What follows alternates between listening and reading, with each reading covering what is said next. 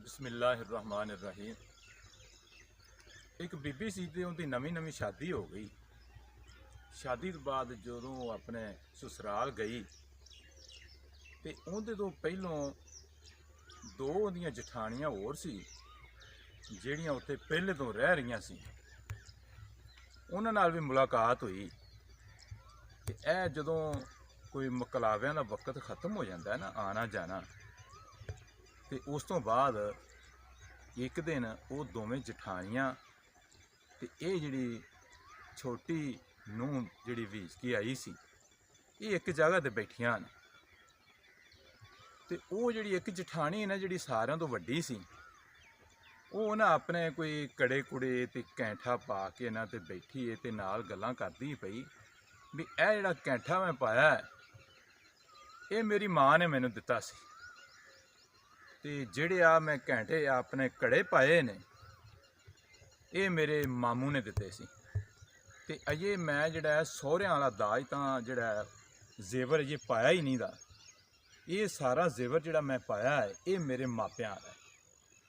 ये गल सुन के ते जिहड़ी वो दूसरी जठानी सी ना उन्हें भी अपना वो कैंठा ते कड़े ते जिहड़ा जेवर उनदे कोल सी वो पाया ते पा के ते वो भी कहन लग पई भी ए जिहड़े कड़े ने ये मेरी मासी ने दिते सी ते ए जिहड़ा कैंठा है ये मेरे नानकियां ने पाया सी ते ए जेवर जिहड़ा बाकी दा है ये मेरे अब्बू ने पाया सी ते मम्मी अजे सहुरियां वाला जेवर जिहड़ा है ना वो नहीं पाया। जिहड़ी ये तीसरी सी जिहड़ी नवीं भी के गई सी ये सी किसी माड़े घर दी। इहदे मापिਆਂ ने ना कोई इहनूं जेवर नहीं सी पाया।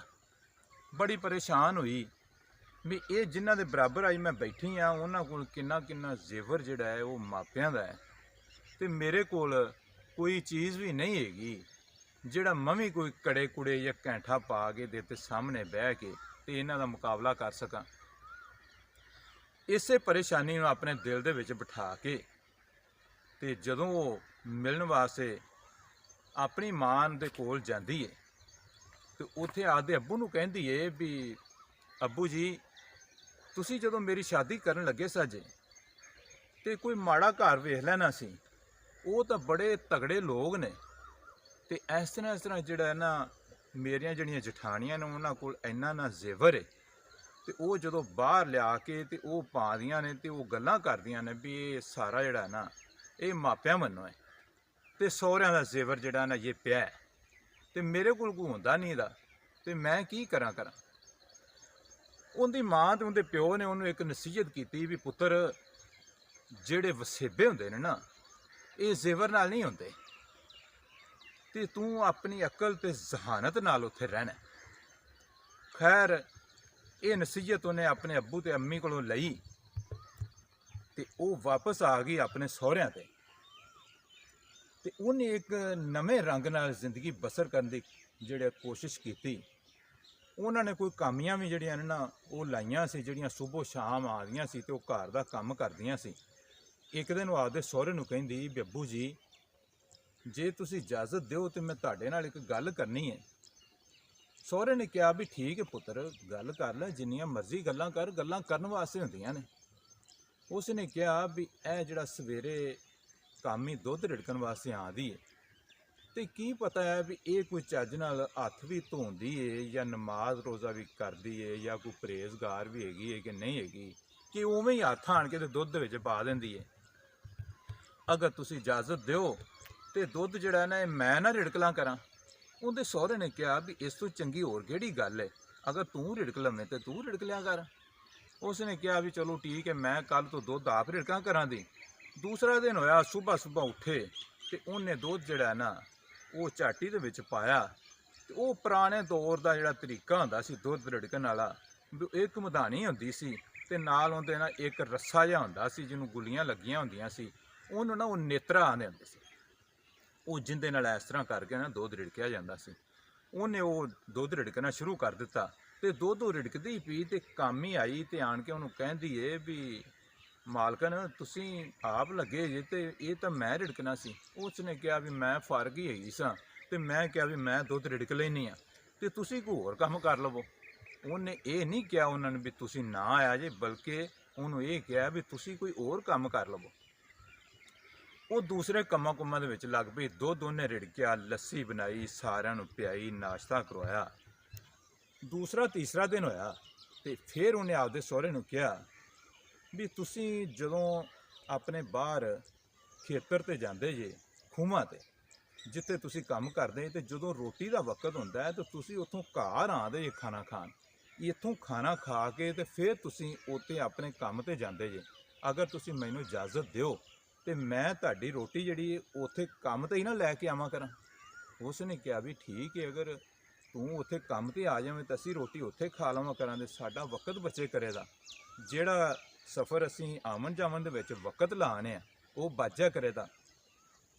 ਅਗਲੇ ਦਿਨ ਉਸ ਨੇ ਖਾਣਾ ਪਕਾਇਆ, ਇੱਕ ਬਰਤਨ ਦੇ ਵਿੱਚ ਲੱਸੀ ਪਾਈ ਤੇ ਇੱਕ ਵੱਡਾ ਸਾਰਾ ਜਿਹੜਾ ਨਾ ਉਹ ਕੱਪੜਾ ਲੈ ਕੇ, ਜਿਹਨੂੰ ਅਸੀਂ ਆਣੇ ਨਾ ਇਹਨੂੰ ਕਰ ਲਈ ਦਾ ਸਿਰ ਤੇ ਰਾਲੇ, ਉਹ ਸਿਰ ਤੇ ਰੱਖਿਆ ਤੇ ਉਹਦੇ ਉੱਤੇ ਲੱਸੀ ਰੱਖੀ, ਉੱਤੇ ਰੋਟੀਆਂ ਰੱਖ ਲਈਆਂ, ਇੱਕ ਵੱਡੀ ਸਾਰੀ ਚਾਦਰ ਲਈ ਤੇ ਜਿੰਦੇ ਨਾਲ ਨਾ ਉਸਨੇ ਆਪਣਾ ਆਪ ਲਪੇਟ ਲਿਆ ਤੇ ਬੜੇ ਬਾਇੱਜ਼ਤ ਤੇ ਬਾ ਪਰਦਾ ਮਾਹੌਲ ਦੇ ਵਿੱਚ ਉਹ ਰੋਟੀਆਂ ਲੈ ਕੇ ਨਾ ਤੇ ਬਾਹਰ ਖੂਹ ਤੇ ਚਲੇ ਗਏ। ਉੱਥੇ ਜਾ ਕੇ ਉਹਨੇ ਰੋਟੀਆਂ ਖਵਾਈਆਂ ਤੇ ਰੋਟੀ ਖਾਣ ਤੋਂ ਬਾਅਦ ਆਪਣੇ ਬਰਤਨ ਕਲੋਜ਼ ਕੀਤੇ। ਉਸ ਤੋਂ ਬਾਅਦ ਉਹਨੇ ਕੋਈ ਉੱਥੇ ਕਮਾਦ ਹੈਗਾ ਸੀ, ਕੋਈ ਗੰਨੇ ਗੁੰਨੇ ਜਿਹੜੇ ਨੇ ਨਾ ਉਹ ਕੋਈ ਲੈ ਲੈ ਨਾਲ ਤੇ ਵਾਪਸੀ ਕਰ ਦਿੱਤੀ। ਜਦੋਂ ਘਰ ਆਈ ਤੇ ਜਠਾਣੀਆਂ ਜਿਹੜੀਆਂ ਸੀ ਨੇ ਇਹ ਵੀ ਉੱਠ ਕੇ ਤੇ ਆਪਣਾ ਜਿਹੜਾ ਨਾ ਖਾਣਾ ਖੂਣਾ ਖਾ ਰਹੀਆਂ ਸੀ ਤੇ ਉਹ ਗੰਨੇ ਲਿਆ ਕੇ ਨਾ ਤੇ ਉਹਨਾਂ ਨੂੰ ਦਿੱਤੇ ਤੇ ਕਿਹਾ ਵੀ ਇਹ ਚੂਪ ਲਵੋ, ਮੈਂ ਬਾਹਰ ਗਈ ਸਾਂ ਤੇ ਉਥੋਂ ਮੈਂ ਲਿਆਂਦੇ ਨੇ ਤੁਹਾਡੇ ਵਾਸਤੇ। ਤੇ ਬੜੇ ਖੁਸ਼ੀ ਵਾਲੇ ਮਾਹੌਲ ਦੇ ਵਿੱਚ ਜਿਹੜਾ ਨਾ ਉਹਨੇ ਉਹ ਗੰਨੇ ਦਿੱਤੇ ਤੇ ਉਹਨਾਂ ਉਹ ਖਾਧੇ ਪੀਤੇ। ਇਸ ਤਰ੍ਹਾਂ ਉਹਨੇ ਹੁਣ ਰੋਜ਼ਾਨਾ ਜਿਹੜਾ ਨਾ ਉਹ ਦੁੱਧ ਵੀ ਰਿੜਕਣਾ ਸ਼ੁਰੂ ਕਰ ਦਿੱਤਾ, ਨਾਲ ਰੋਟੀਆਂ ਜਿਹੜੀਆਂ ਨੇ ਖੂਹ ਤੇ ਲਿਜਾਣੀਆਂ ਸ਼ੁਰੂ ਕਰ ਦਿੱਤੀਆਂ। ਉੱਥੋਂ ਕੋਈ ਸਬਜ਼ੀ ਸੁਬਜ਼ੀ ਜਾਂ ਹੋਰ ਕੋਈ ਜਿਹੜੀ ਚੀਜ਼ ਸੀ ਉਹ ਘਰ ਲੈ ਆਉਣੀ ਕਰਨੀ। ਇੱਕ ਮਾਹੌਲ ਜਿਹੜਾ ਨਾ ਚੇਂਜ ਹੋ ਗਿਆ।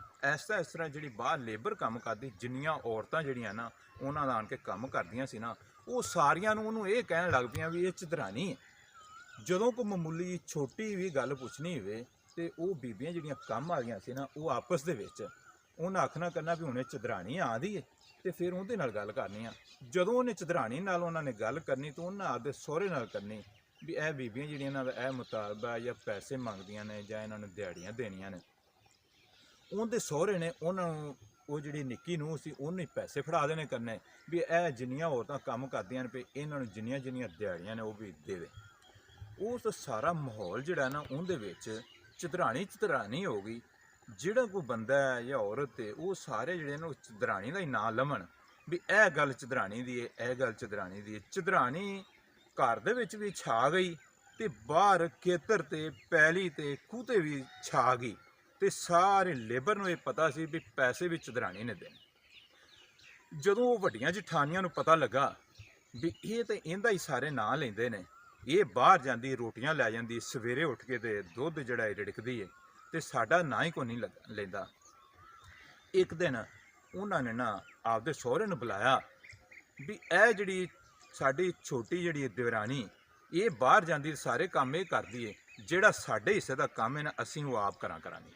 ਤੇ ਇਹ ਜਿਹੜਾ ਤੀਸਰੇ ਦਿਨ ਕੰਮ ਕਰੇ, ਇੱਕ ਦਿਨ ਮੈਂ ਕੰਮ ਕਰਾਂ ਦੀ, ਦੂਸਰੇ ਦਿਨ ਇਹ ਦੂਸਰੀ ਤੇ ਤੀਸਰੇ ਦਿਨ ਇਹਦੀ ਵਾਰੀ ਆਵੇ ਕਰੇ ਦੀ। ਇਹ ਆਪਣੀ ਵਾਰੀ ਦੇ ਕੰਮ ਕਰੇ, ਸਾਰੇ ਕੰਮ ਅਸੀਂ ਨਹੀਂ ਕਰ ਪੈਣੇ।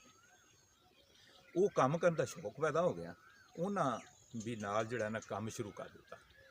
ਹੁਣ ਉਹ ਵੱਡੀਆਂ ਜਠਾਣੀਆਂ ਜਿਹੜੀਆਂ ਨੇ ਉਹ ਵੀ ਕੰਮ ਕਰਨ ਤੇ ਛੋਟੀ ਜਿਹੜੀ ਇਹ ਆਪਦੀ ਵਾਰੀ ਦਾ ਕੰਮ ਕਰੇ। ਲੇਕਿਨ ਉਹ ਜਿਹੜੀ ਇੱਕ ਫਜ਼ਾ ਬਣ ਗਈ ਸੀ ਨਾ, ਚਦਰਾਣੀ ਸਾਰੇ ਜਿਹੜੇ ਨੇ ਉਹ ਇਹਨੂੰ ਛੋਟੀ ਨੂੰ ਹੀ ਆਦੇ ਸੀ। ਉਹ ਕੰਮ ਤਾਂ ਕਰਦੀਆਂ ਰਹੀਆਂ, ਪਹਿਲੇ ਨਾਲ ਮਾਹੌਲ ਵੀ ਸਾਜ਼ਗਾਰ ਹੋ ਗਿਆ, ਲੇਕਿਨ ਉਹ ਜਿਹੜੀ ਇੱਜ਼ਤ ਬਣ ਗਈ ਸੀ ਨਾ ਉਹ ਤੁਹਾਡੇ ਸਾਹਮਣੇ ਆ ਵੀ ਜ਼ੇਵਰ ਨਾਲ ਨਹੀਂ ਸੀ ਇੱਜ਼ਤ ਬਣੀ। ਇੱਜ਼ਤ ਬਣੀ ਸੀ ਇੱਕ ਜ਼ਹਾਨਤ ਨਾਲ, ਇੱਕ ਨਸਲ ਨਾਲ। ਉਹ ਇੱਕ ਬੜੀ ਅੱਛੀ ਨਸਲ ਦੀ ਔਰਤ ਸੀ ਜਿਨੇ ਇਹ ਸਾਰਾ ਮਾਹੌਲ ਚੇਂਜ ਕਰ ਦਿੱਤਾ। ਤੇ ਨਸਲਾਂ ਦੀ ਬੜੀ ਗੱਲ ਹੁੰਦੀ ਹੈ, ਸਾਰੀ ਗੱਲ ਮੁੱਕਦੀ ਹੈ ਨਸਲਾਂ ਤੇ।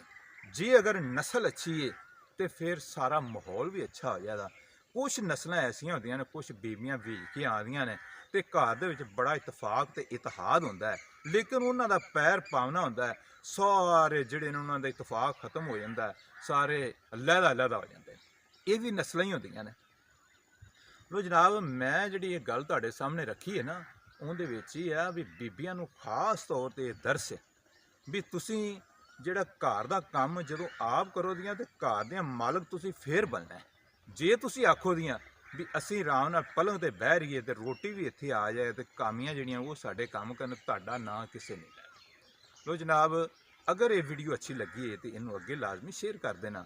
ਤੇ ਇਨ ਅਲਫਾਜ਼ ਨਾਲ ਮੈਂ ਇਜਾਜ਼ਤ ਚਾਹਾਂਗਾ। अस्सलाम वालेकुम वरहमतुल्लाहि व बरकातुहू।